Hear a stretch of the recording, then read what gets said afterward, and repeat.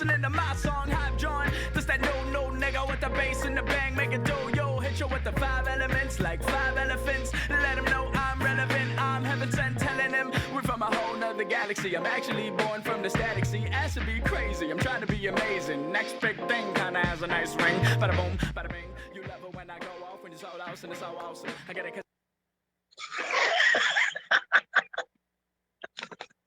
Damn it, Ruben. Every time, man. Every time we do the show, what Ruben does with the theme song is he plays it. He fucking turns it down, then turns it back up a little bit to the point where I take a breath and then stop because I'm like, wait, oh shit, the theme song is still playing. Damn it, Ruben. And Cheeto always catches me doing it. Oh, man.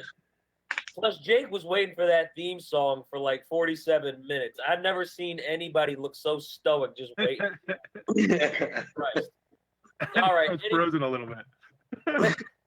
Anyways, guys, welcome everybody to the roundtable here on HamiltonRadio.net channel HR2. I am your host, John Brecco. Chino, you can stop jerking off your hand. That looks really weird.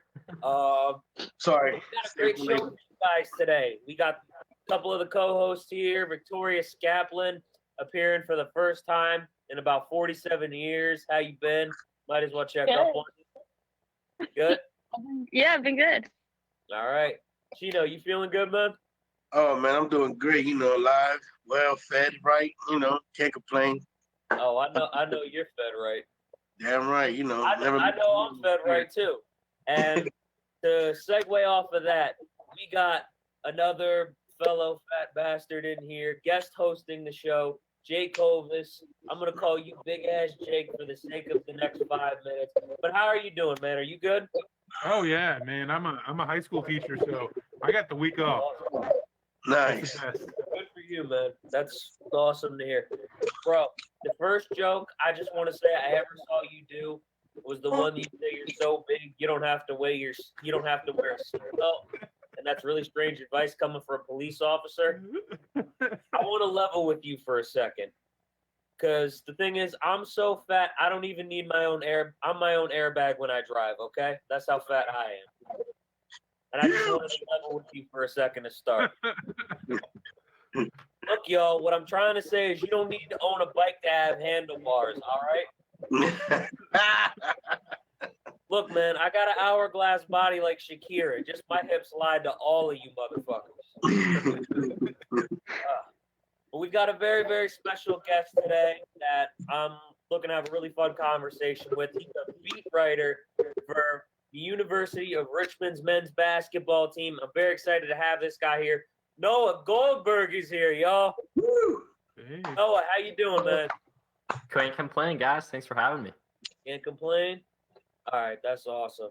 We said this before the show. Nobody fucking listened anyway. But like I said, it's great to have you here. Super excited.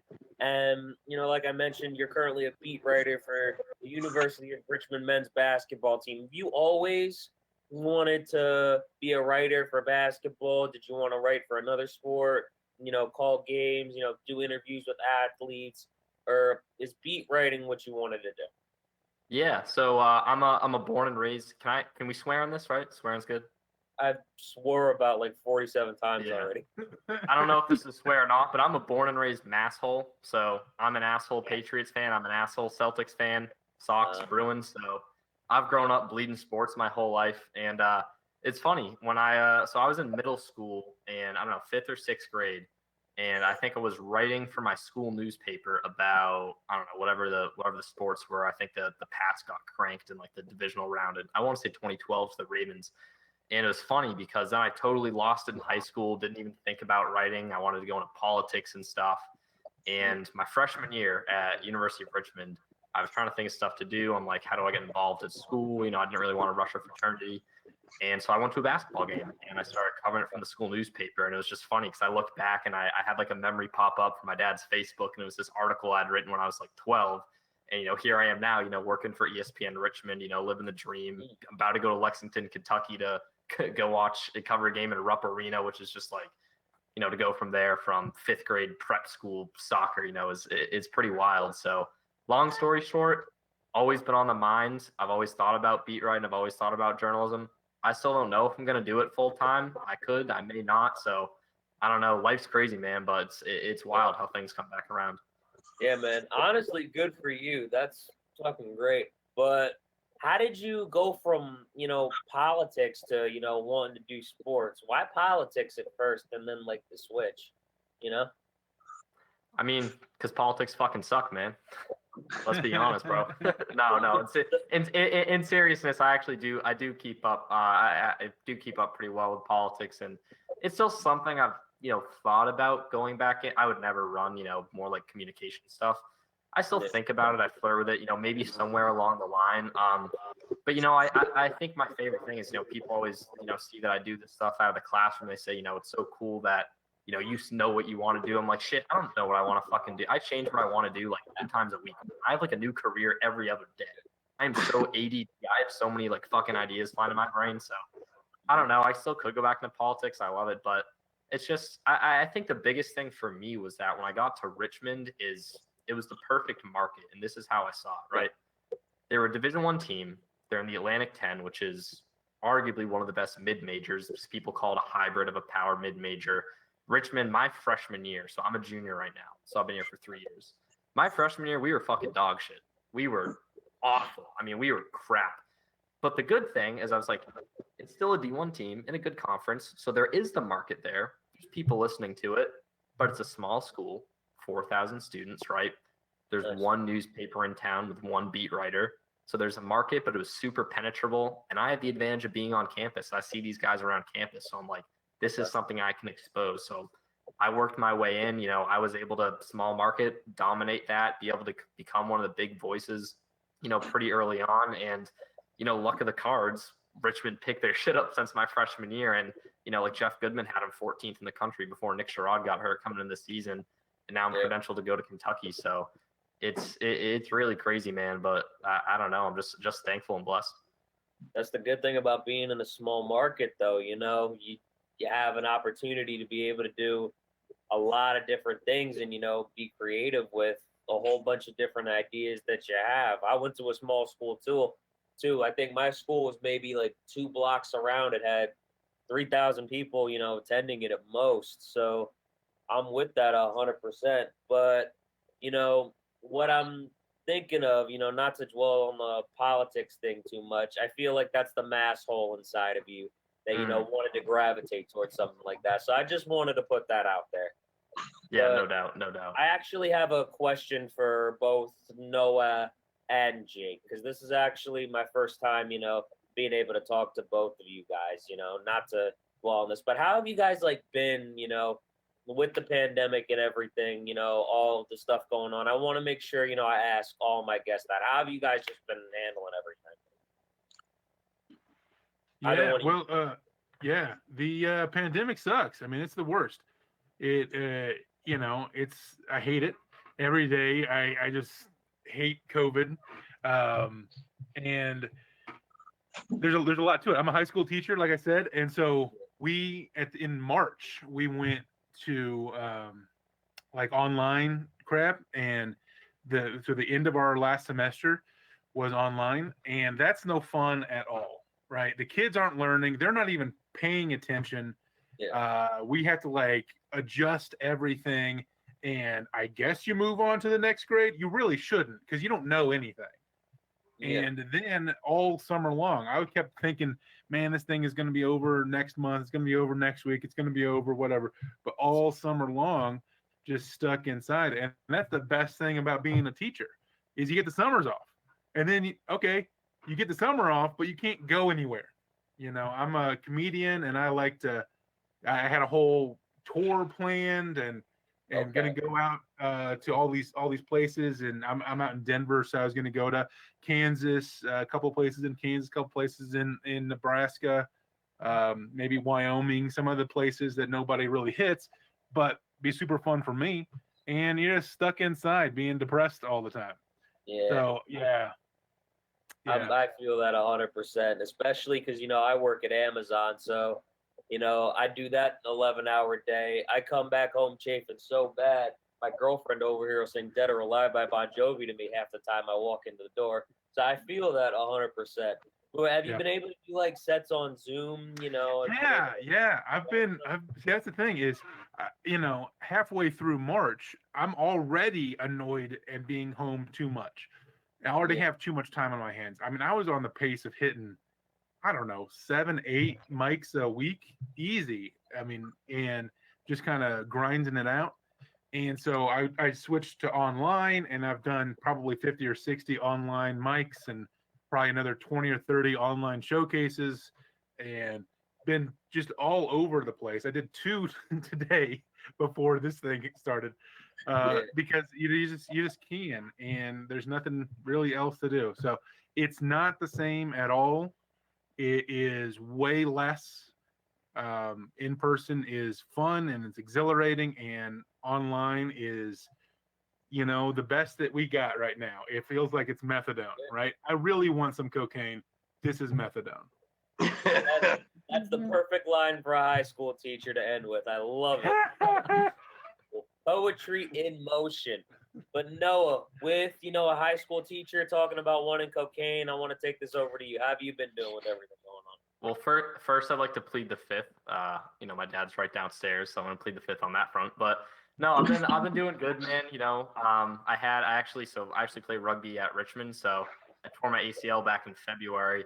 So for me, what better summer to rehab an ACL than a pandemic when you're not missing out on anything? So there's no better summer than to just sit at home, lay in bed, eat cheese puffs, and watch a shit ton of Dexter on Netflix. So that from that sense, it wasn't the worst thing.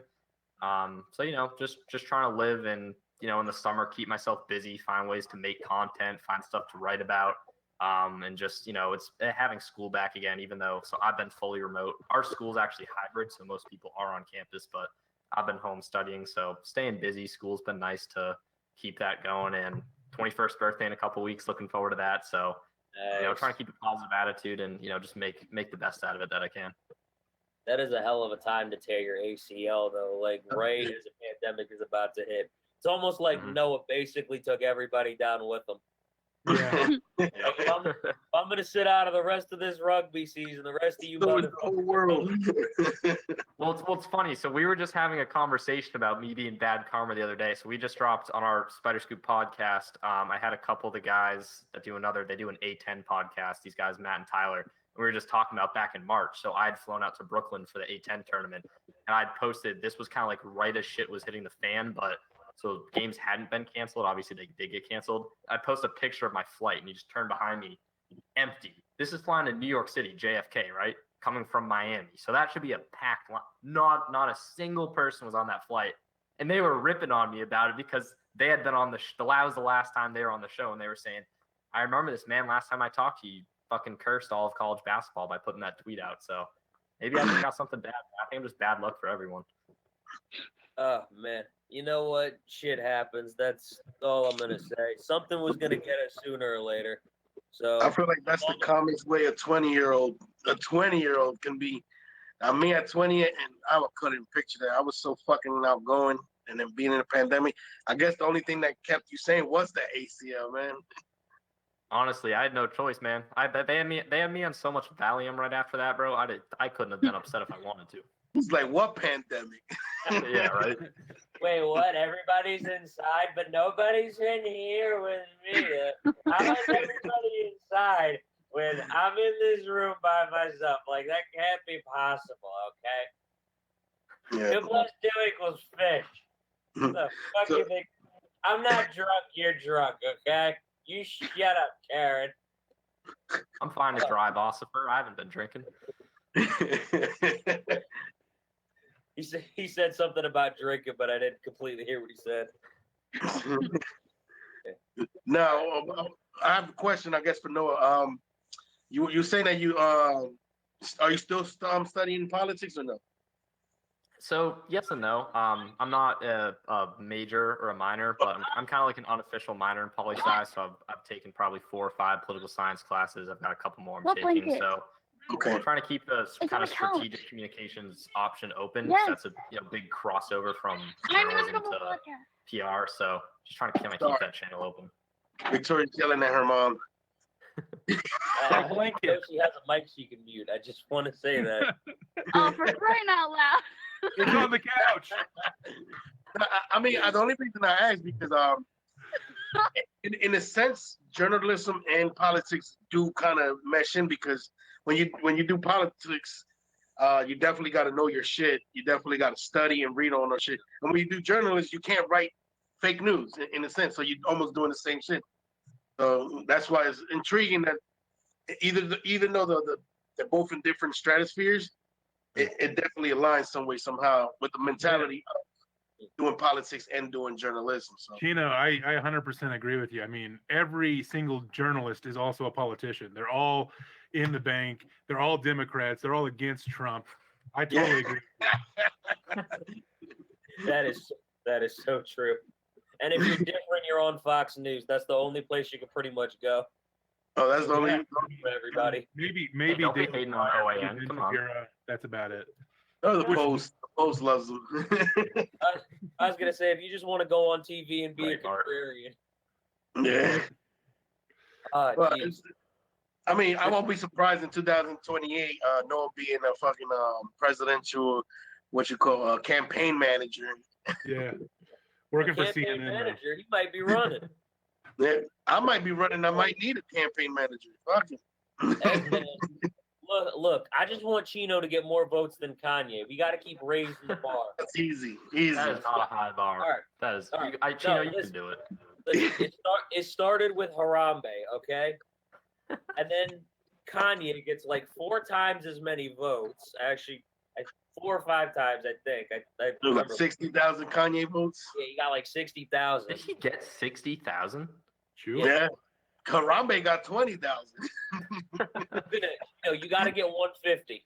Yeah, I definitely got to get up there, man. That's what you got to go for. I'm looking Victoria, for. I got to give Victoria a shout out real quick for the first thing she said to be an argument with her mom. Mom, get out of my room. I'm doing a podcast. Good, Mom, stop it. Like This is why I need to move Victoria out. just made so many of her opinions known before that argument with her mom. I was like, shut the fuck up. Jesus. Gosh, Jeez. she wouldn't stop talking before that conversation with her mom. I Holy shit. But, I also want to ask, have you always been, a basketball fan first, or what's your first love as a sport? Yeah. So I grew up on baseball. I was about 4 years old, so kind of my first memory of that I can really remember of sports was 04 Red Sox World. I don't remember it vividly, but I kind of remember being in the room, my parents celebrating, kind of being around it. When the Sox break the curse. So I was always a baseball player growing up. That's always what I thought I was going to be, what I was going to do. And then when I'd say halfway through high school, I really started gravitating towards basketball really hard. Celtics, I don't know, for whatever reason, I really fell in love. I fell in love with college basketball. I became the stereotypical Duke bandwagon fan. A bunch of my friends like Duke. So, I really fell in love with that. But for me, it's really, football, baseball, basketball. I don't give a shit about hockey. I could Zdeno Chara. That's all I know. Yeah. I can't even remember my other brands. I don't know There's if some you did guy say named anything. Are you Pasta. from the? Oh, sorry. Yeah, go ahead. I was just saying. I didn't hear if you did say it. Are you from New England? Yeah, so I grew up about 35 minutes south of Boston, so right out in the suburbs. Yeah, definitely. Oh man, hardcore. Yo, I just want to say, I remember the Red Sox breaking the curse vividly because my mother is a Yankees fan, a diehard Yankees fan, and I just remember the anger she felt watching that game. I'd never been so scared of my mama in my life. I just went over to the fridge, grabbed her a Danimals. I was like, it's going to be all right. Because I was 9. So, I'm just trying to make sure I don't do nothing to get my ass whooped at that point. I just remember them breaking that curse. I think the first baseball game I remember is the Yankees Mets in the World Series, in 2000. That's the one I remember because I was 5 when that happened. So I remember watching that game, and the family was together because my aunt's a Mets fan, my mom's a Yankees fan, and they were able to get together, have food, and have fun. But did you just kind of gravitate towards basketball? Because I feel like when I have like younger guests on, they gravitate a little bit away from baseball, and I think, that's got a lot to do with, social media being out, our brains are always on something. And in baseball, you're just fucking standing there pretty much the entire game. So, do you feel like, you kind of gravitated away from baseball and, you went to basketball because of that? What exactly got you into basketball, I guess, later on?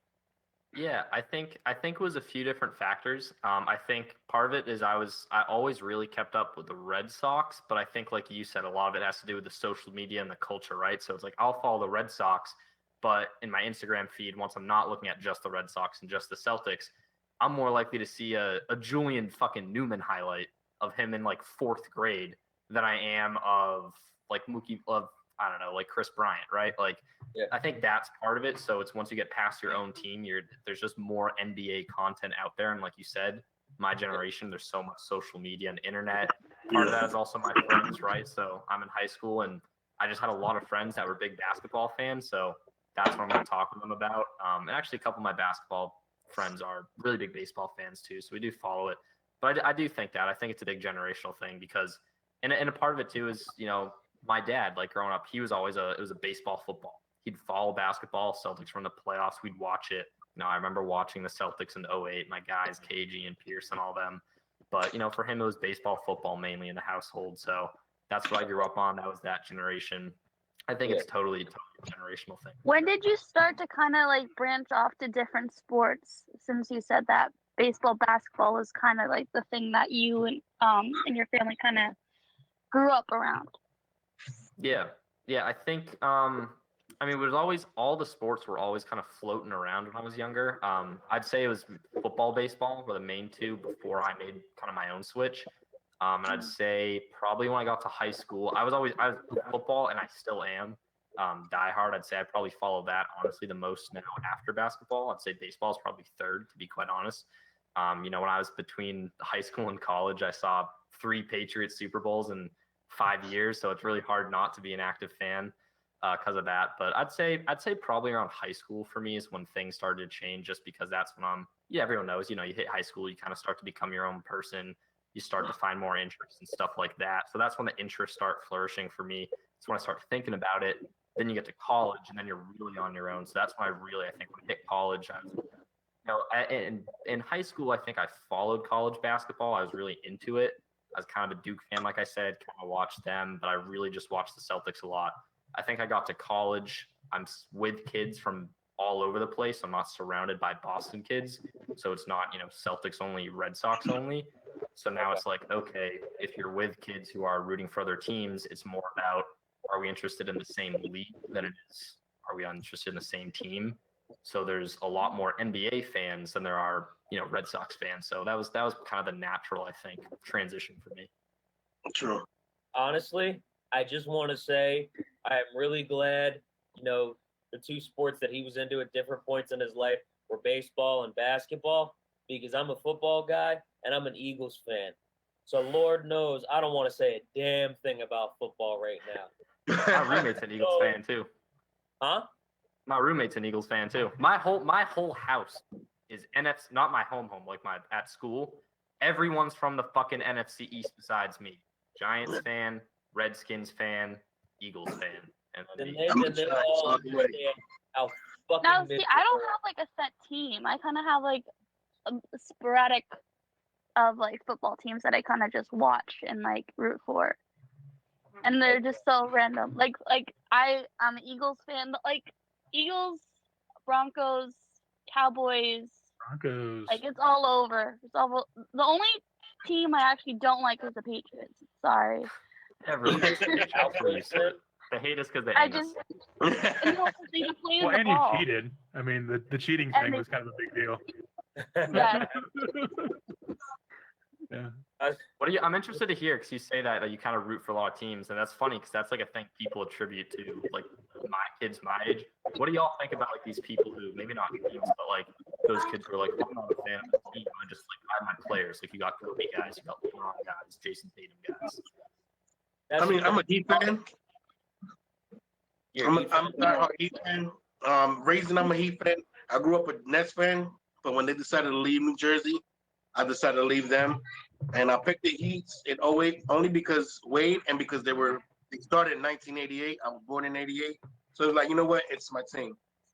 2 years later, LeBron came. But I always been a LeBron's fan because I seen him I'm from Trenton, New Jersey. And we have an arena here where LeBron came when he was still in high school. So I'm like, you know what? I'm going to follow this kid. And I've been a fan of LeBron. I'm not a Lakers fan. I'm not a Cavs fan. I do support him, and I'm happy that he won. But I'm mad as hell it was against my team. You know what I mean? Yo, I'll tell you what. Jimmy Butler made a fan out of me in that finals. Word. The effort Jimmy Butler showed in Jimmy that Butler.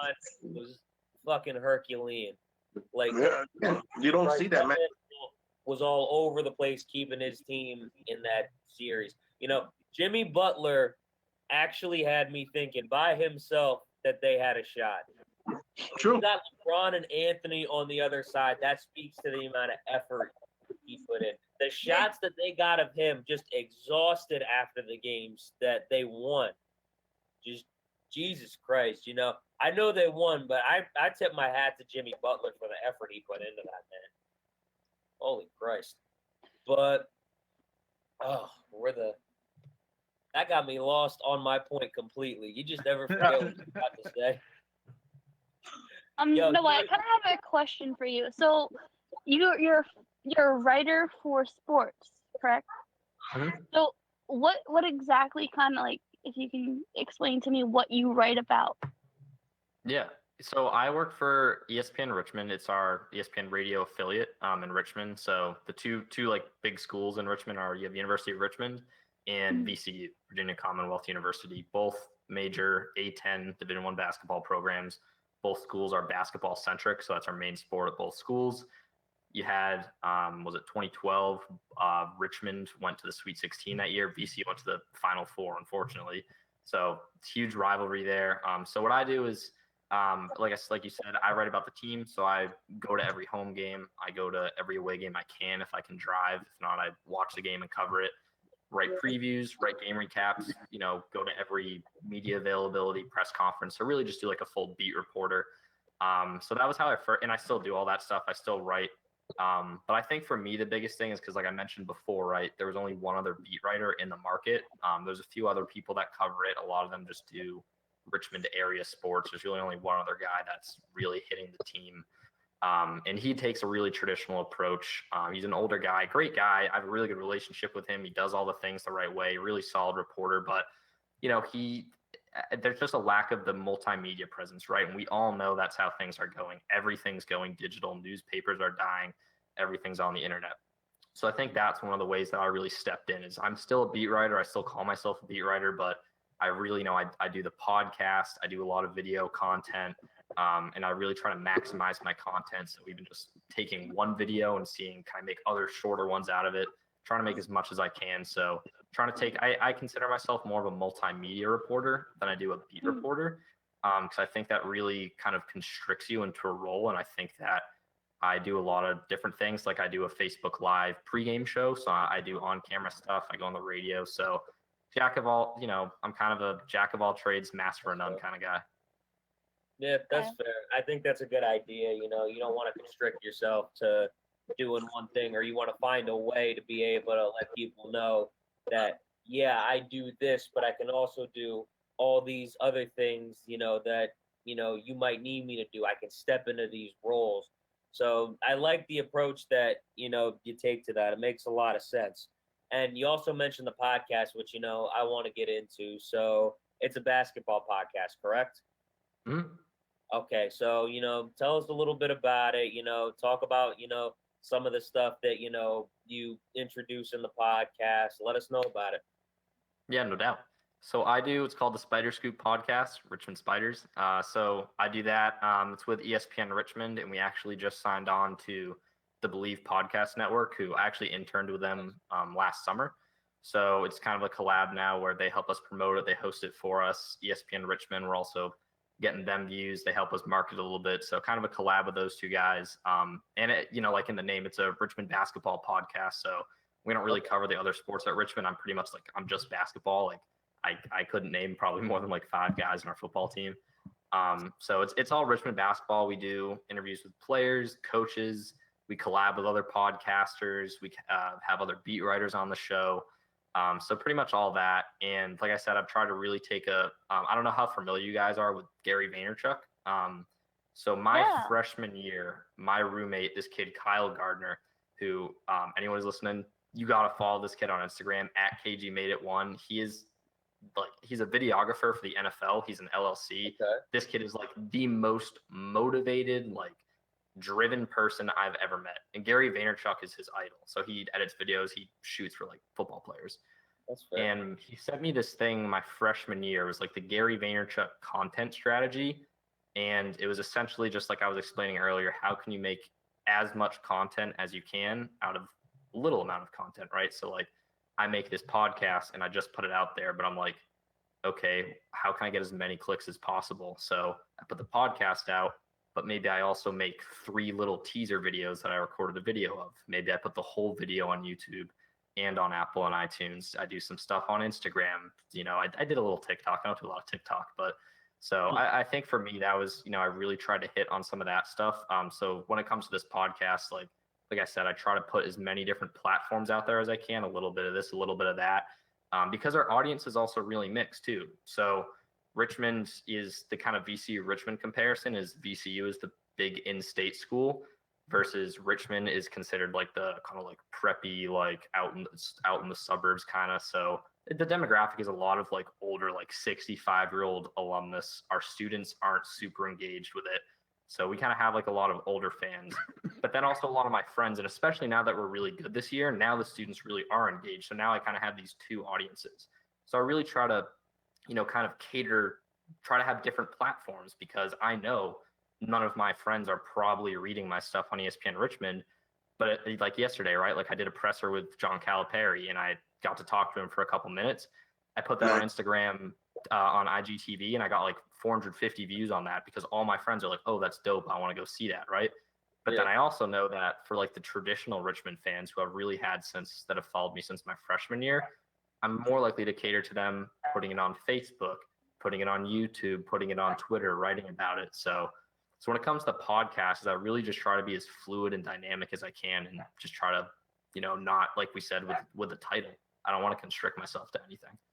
Or You know what? I think that actually helps us in a little bit of a way, because, you know, me calling it the round table, even though we got different squares, like we're members of the Brady Bunch, like Ruben just had to point out, you know, because, you know, we haven't been doing this for like 8 months, and it took them that long to realize it, first of all. But, you know, I think it helps us, though, because, you know, I can bring on all kinds of different people to do all these different things. You know, I brought on play-by-play announcers. You know, I've gotten to, you know, bring on athletes. One of my favorite interviews I did was probably with Don Beebe, and which was a really cool experience talking to him. You know, I brought on, you know, all kinds of musicians from all different genres. You know, I brought on comedians like Jake here.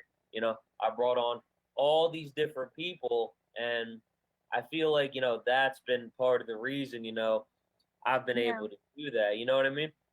Yeah, and I think that makes for the most stimulating content, like you said too. Like you're doing this round table, but you also, I know you've talked about, I think you've done some color commentary and sports stuff. You do stand up, right? So like even you yourself, like and not only are you now engaging in these different fields, but then you bring it to the round table, and it's like you can pull from all those different things. You could have me and Jake on and create this dynamic conversation, right? And like that's the best way to do it. Like who's the most successful guy in the game right now? Joe Rogan, right? Like he's a stand-up comedian, but he's also like a fucking MMA announcer, right? So, and then he's also like super into like the health sciences, and he just like knows a little bit of everything. So that's the way we're leaning now. Like that's why these platforms like The Ringer are, you know, starting to get popular, where we're combining, you know, a lot of different platforms. Because at the end of the day, there's just less and less people, you know, sitting down and reading the Boston Globe anymore that are just going to CNN to watch. Like people want to hear a little bit of everything. I think that's the beauty of it. I'll tell you what though about Joe Rogan. I don't have the patience to talk to somebody for 4.5 hours in a chair. I would have to smoke as much weed as he does to get through that. And Christ. 5 I days a don't- week. Yeah, I don't know how he does it, man. 4-hour conversations, for, like you said, 5 days a week. Good Lord.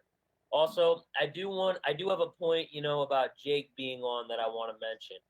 Yesterday we got to bring on, no, last week, excuse me, we got to bring on fellow fat bastard Al Martin. Me and Chino had a great time talking to him.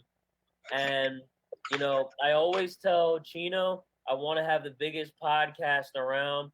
And, Jake, what I'm trying to say is when we bring somebody that looks like us, bring somebody on that looks like us, I feel like we succeeded in a way. You know what I mean?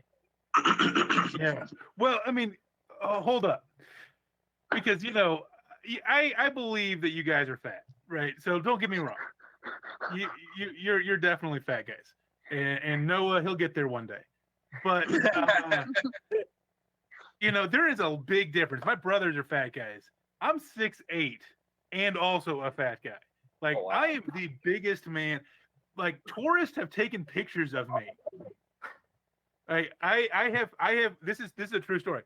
I went on a Southwest plane before COVID, all this nonsense happened, and the plane was 100% full, and I forgot to check in. So I was the dead last person on this plane. Obviously, I'm going to ruin somebody's day because if they see, me just this eclipse walking down the center aisle, like crap, man. I've got an empty seat next to me. This is 100% true. So this full plane, I'm dead last. I came in there, I find a seat, and just like sitting next to a miserable woman next to me. I'm in the middle, doing this number. And I noticed that as I walked by, I walked past a pilot. They kicked the pilot off the plane to get me an empty seat next to me. Oh, man. There's a big difference between being a fat, normal-sized guy and 6'8" fat.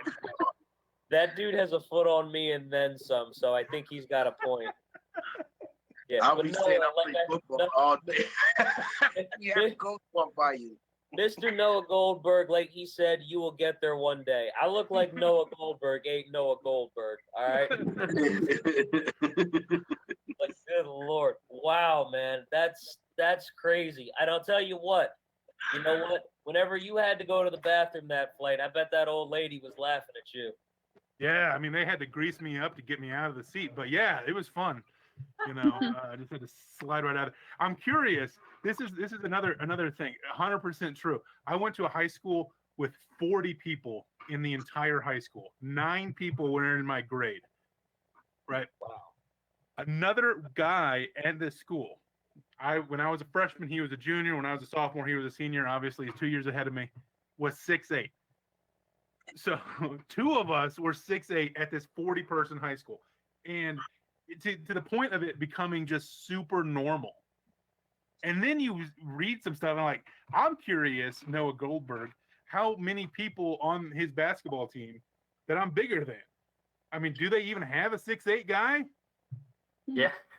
Well, I'll pull up the roster right now and look at the heights, but off my head. So in our lineup, we got a 6'10" guy, Grant Golden. There we go. Starting center. After that, you may have it after that, because after that, our 4 is Tyler Burton, and I'm going to check. I think I've seen him at 6'8". I've also seen him at 6'7". After that, everyone's, I believe, is, oh, you know what? No, I'm lying. There's 2 guys coming off the bench, Matt Grace and Sal Caresi, 6'9" and 6'10", but 6'10". I think they're both 6'9". Yeah, that's what they do. And it's funny, my actual height is 6'8" and 5/8", so I'm just a little bit over 6'8.5", right? Mhm. But I think it's crass to say 6'9", so I go with 6'8", because I think it's just I prefer not to. This is the reason why. My mom got me a T-shirt, and it said, "Yes, I'm a giant. How about a hug?" on the front of it. My mom's a weirdo, and then on the back, it had 6'9" and I wore it in New Orleans, and it was weird, right? walking around with a big old 6'9" on your back in New Orleans, trying to, because this was after Hurricane Katrina. Noah will tell you about that later.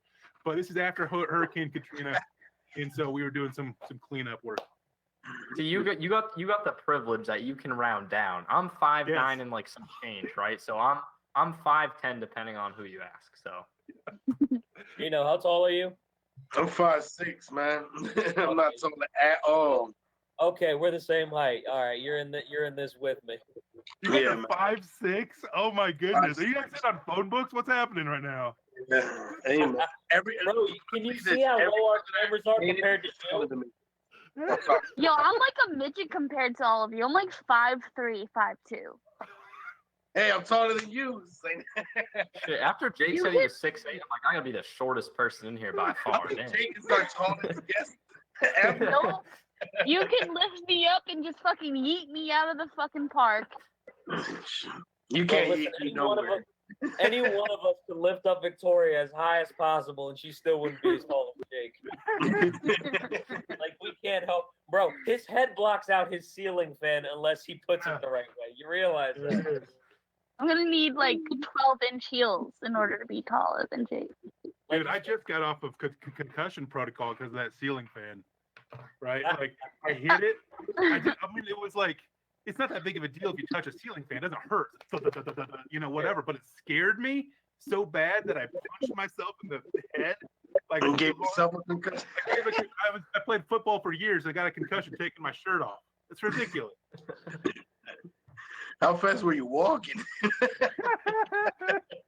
Hey, man, that's a lot of impact. You know, 6'8", all that weight behind it. Jeez, Yeah. bro, there's only so much you can take. You know? Yeah. It's weird. I crossed a new threshold of being a big guy recently. My brothers and I, we were in Vegas, and we rented scooters, and just the sight of me on a scooter made all burst into laughter. Which I admit, it was pretty funny. Bro, you know, I want to admit that I'm proud of that, but I don't know if I should.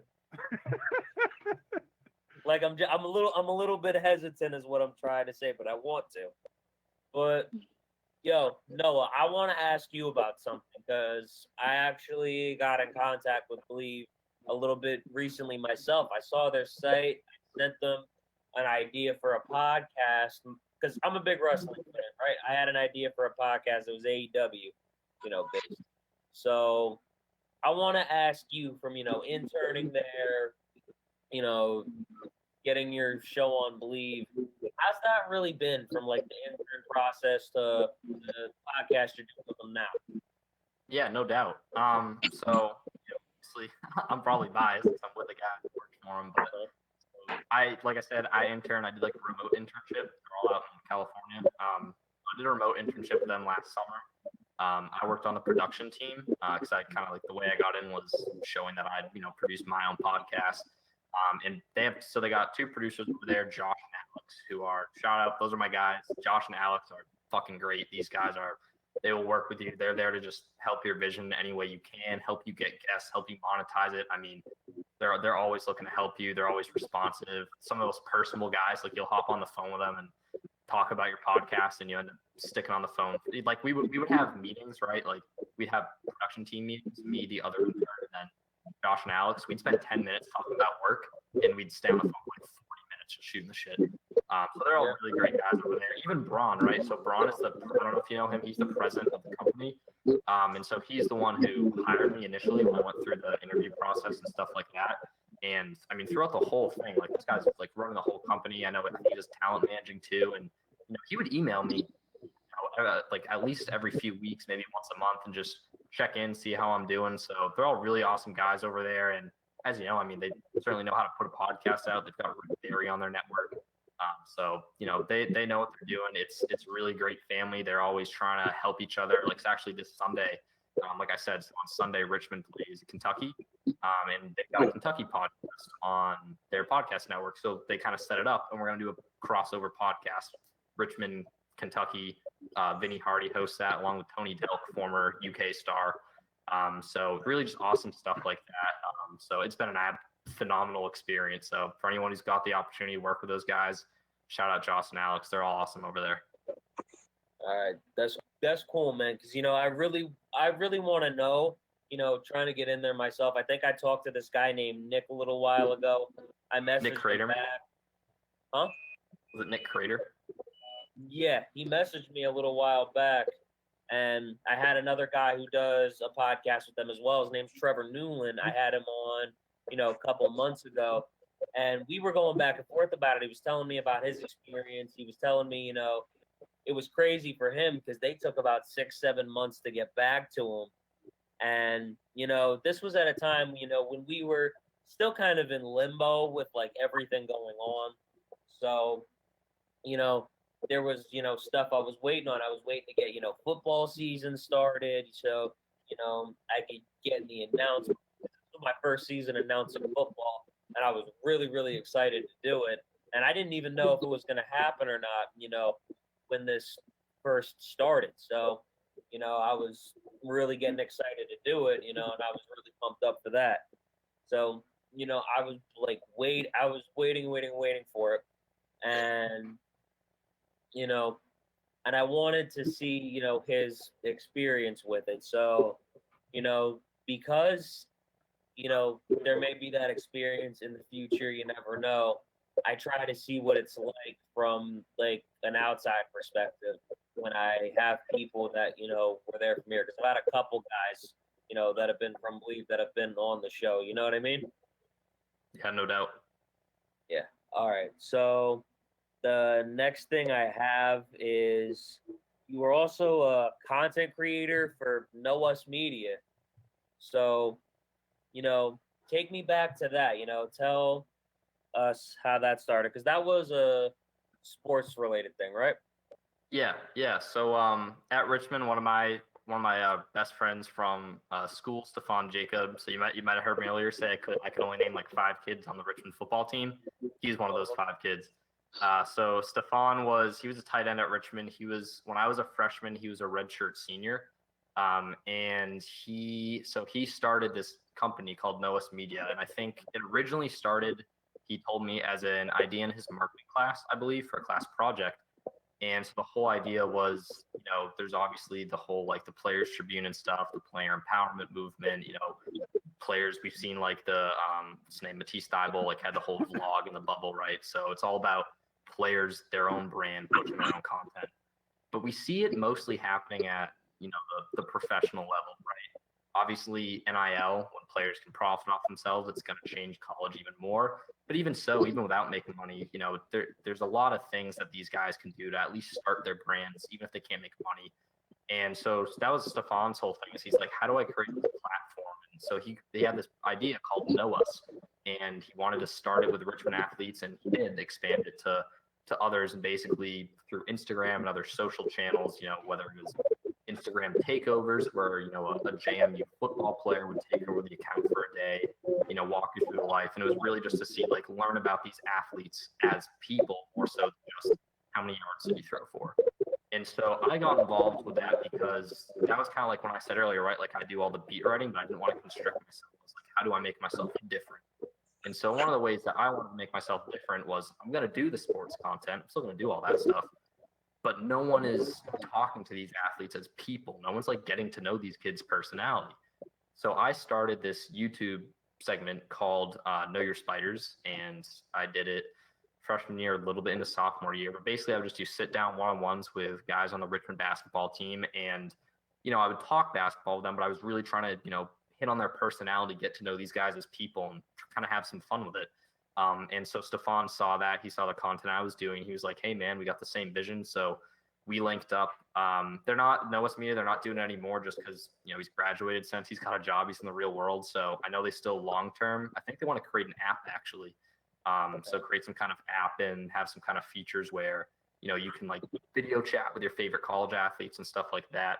So that's kind of how that got started. And we had an awesome time with it. I mean, so this was the summer between my freshman and sophomore year. So we were doing some content with them, and they actually, him and a few of their friends, one of the kids, this kid Jamal Devils, who's this incredible videographer, He's working at a startup now. They were just filming for Quinn Cook out in LA. He's doing some dope stuff. So they came out to Boston that summer, and there was a recruit for the Richmond that lived in Massachusetts, right? So we're like, well, I got a place for y'all to stay. Come up, get like $80 flights. You'll stay with me. I'll drive y'all around. We drove out to this recruit, and we basically just tried to do a whole like day in the life type video. So we, setting up GoPros in the car and getting all these cool angles, taking videos of us going out to lunch with a kid. Actually, it was really funny. This is probably my greatest college athletic achievement is we played a game of horse, right? So I interviewed the recruit, Tyler Bird, the 6'7" kid I was mentioning earlier. We played a game of horse at his house, and I beat him. I won. I'm a 5'9" white Jewish kid, right? What's the one thing I can do? I can't dunk. I can shoot. That's it. That's my one job. So I beat him. I won. So that was. I mean, we had a blast. It was super fun content. So that's kind of the story with Noah's Media now. Jamal's out. He has this startup called The Sequel. Stefan is in graduate program at VCU Brand Center for marketing, and he has some clients too. So it's not really going anymore. It's going to come back around, but I mean, we had a blast with that. That's probably some of the, quite honestly, the dopest content that I've been a part of. I just love how he had to get the horse game in there too. Like he had. I plug that every time I talk to people. I will bring that up in every fucking interview I'm a part of, and I let Tyler know when I see him on campus. Like I let him know all the time. No, you know what I can say though, because I remember when Kevin Hart did the 3-point contest. I know he beat somebody. I think it was Steph Curry. Like it was the most improbable win I could have ever seen in my life. So you know what? I just want to say that, but you will never beat little ass Kevin Hart. We're gonna have to set it up, man. Kevin, get my number, bro. Let's do it. Hey man, Kevin Hart, hook us all up. We're all out here struggling. We're all out here, playing horse games, making fat jokes. Trying to be different the best way we can. I honestly love what you said, about the Know Your Spiders segment you were doing, how you hooked up with this guy who started his own business. I love that because it takes me back to, when I was doing radio back when I was at St. Peter's University, when I was, starting to get into doing this there, I tried to do stuff with, newscasts, which ended up being me making fun of everything that's going on in the world, especially because junior senior year we were going through Donald Trump with that campaign and everything going on politically. I'm pretty sure the Eagles were bad back then too, so I was making jokes about the NFC East on there, which it's kind of funny how things come full circle. Pretty much 4 or 5 years later I'm back to doing that. But they never seem to fail us, I swear. But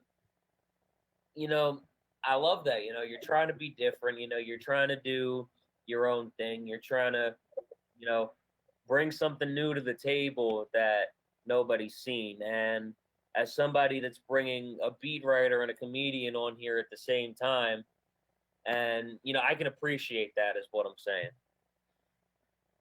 No doubt. Versatility, man. It's the greatest skill. Right. I got to dust the shoulders off a little bit after all this bragging, we've gone on and been doing for an hour. Jesus, man. But I do want to say, because we are running out of time, I want to thank you for being on. I really, really appreciate you being on. Jake, I appreciate, guest hosting, blocking out your ceiling fan, looking like you got a couple of fucking antennas sticking out. Yeah. I appreciate how it looks. I really do. But, I can do that too. It's just because I got a Jufro. That's all. I was gonna say you got like the more moose ears look. He Oh yeah. He looks like if you shift these around, he could power a TV. But And Noah, antenna is how we used to watch TV. No lie, I swear to God, I have an antenna in my apartment. I swear to God, we stream and we use an antenna to get CBS for Pats on Sundays. No lie. Hey man, Because my landlord, he said cable was included with our lease, and we get there wasn't cable, there was an antenna. What? There wasn't even a TV, just an antenna. Singular. Mm-hmm. Singular. A. All the local channels. Hey man, college. All he can afford is America's top ramen. He's got to figure some shit out. You know, that's the time where you have to. But Jake, I gotta tell you something. You know, because I have older parents. You know, my mother, she's at that age where, you know, you have to turn down the radio when she's in the car and she's driving so she can see better. Yeah. Like she's at that age. My dad is 10 years older than that. He got 3-year-olds playing on iPads these days. You see, my dad is 72. I looked this up, all right? He's as old as cable television, okay? That's literally as old as cable television. I looked this shit up. Like, so I feel that. How old are you, man, if you don't mind me asking? Oh, I'm about to be 21 next week. Oh, yeah? No, I'm Same. 34. 34? Hey, you ain't that old. No. I was gonna say, I've had kids. I've been a high school teacher now for 8 years. It's my 8th year. So I've had students older than Noah here. And so there's every once in a while you say something like they have no idea what I'm talking about. Like there's nothing wrong with that. They just like I had tried to explain Y2K to kids not terribly long ago. Like, no, we were scared. We were like legitimately afraid of the world getting older. Like, I don't know. It's a big deal. Honestly, look, I think your oldest high school kids are around my age. Yeah, maybe. So, yeah, I got some. Yeah, that are married now. I just hired one as an assistant because I'm the debate coach. So I have I come full circle. It's crazy. Yeah, man. Totally. And when you're around motherfucker, it means a lot more to come full circle. I understand that firsthand. But Gravitational pull, yes. And, oh man, don't make me bring up that episode of Family Guy. Fuck, man. But you know, once again, thank you guys for being on. I really, really appreciate you being here. Chino, Victoria, thank you guys as always for being here. Oh, anything, man, anytime. Yeah. But anyway, this has been the round table here at HamiltonRadio.net channel HR2. We can finally let Ruben get home after his long ass day. But we'll be back same time, same channel next week, right here on Hamilton Radio. John Brecco, Chino De Leon, Victoria Skaplin, Jake Kovas, Noah Goldberg, guest host and guest. Thank you guys. Deuces.